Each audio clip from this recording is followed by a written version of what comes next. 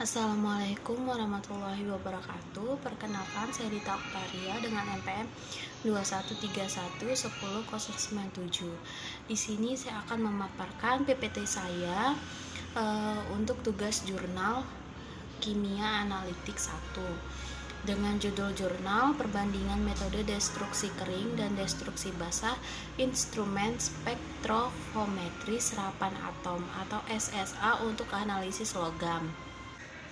Yang pertama ada pendahuluan.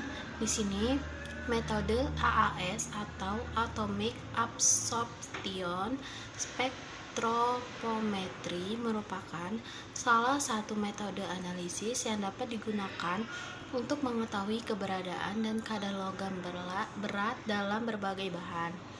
Metode perlakuan awal yang digunakan adalah metode destruksi, yaitu dengan memutuskan ikatan unsur logam dengan komponen lain dalam matriks sehingga unsur tersebut berada dalam keadaan bebas. Kemudian dianalisis menggunakan AAS karena pengerjaannya cepat, sensitif, spesifik untuk unsur yang ditentukan. Menurut Murwati-Ningsih 2015. Menurut destruksi merupakan suatu perlakuan untuk melarutkan atau mengubah sampel menjadi bentuk materi yang dapat diukur sehingga kandungan berupa unsur-unsurnya di dalamnya dapat dianalisis. Pada dasarnya ada dua jenis destruksi yang dikenal, yaitu destruksi basah dan destruksi kering. Macam-macam destruksi ada dua. Yang pertama, destruksi basah. Destruksi basah adalah perombakan sampel dengan asam-asam kuat, baik tunggal maupun campuran. Kemudian dioksidasi dengan menggunakan zat oksidator. Pada umumnya, pelaksanaan kerja destruksi basah dilakukan secara metode Catnall. Dalam usaha perkembangan metode telah dilakukan modifikasi dari peralatan yang digunakan menurut Nielsen 2017. Yang kedua ada destruksi kering. Destruksi kering merupakan perombakan organik logam di dalam sampel menjadi logam-logam anorganik dengan jalan pengabuan sampel dalam Mouffle furnace dan memerlukan suhu pemanasan tertentu dengan mekanisme penguapan pelarut menurut Abata 2019 dan Rahayu 2019. Yang kedua ada destruksi kering. Destruksi kering merupakan perombakan organik logam di dalam sampel menjadi logam-logam anorganik dengan jalan pengabuan sampel dalam Mouffle furnace dan memerlukan suhu pemanasan tertentu dengan mekanisme penguapan pelarut menurut Abata 2019 dan Rahayu 2019. Kemudian ada hasil dan pembahasan.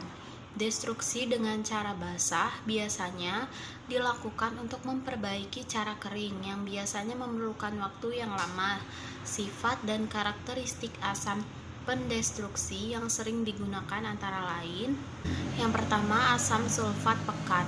Asam sulfat pekat sering ditambahkan ke dalam sampel untuk mempercepat terjadinya oksidasi.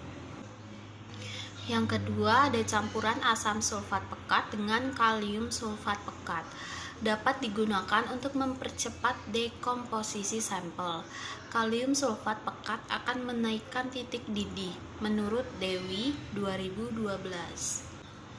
Yang ketiga, ada campuran asam sulfat pekat dengan asam nitrat pekat. Kedua asam ini merupakan oksidator yang kuat.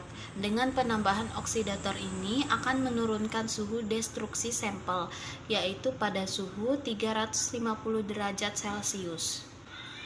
Yang keempat ada asam perklorat pekat. Perklorat pekat merupakan oksidator yang sangat kuat. Kelemahannya adalah sifat mudah meledak sehingga cukup berbahaya. Yang kelima ada aqua regia. Aqua regia yaitu campuran asam klorida pekat dan asam nitrat pekat dengan perbandingan volume 3:1, mampu melarutkan logam-logam mulia. Yang terakhir ada kesimpulan. Proses preparasi sampel dalam metode analisis merupakan salah satu tahap penting dalam menentukan hasil analisis yang baik. Proses destruksi meliputi proses basah dan kering, yang masing-masing mempunyai kelebihan dan kekurangan. Dalam destruksi basah, bahan organik diuraikan dalam larutan asam pengoksidasi pekat, dan panas memiliki akurasi, presisi, dan recovery yang lebih baik dibandingkan destruksi kering. Demikian yang dapat saya sampaikan. Lebih dan kurangnya saya minta maaf. Saya ucapkan terima kasih. Wassalamualaikum warahmatullahi wabarakatuh.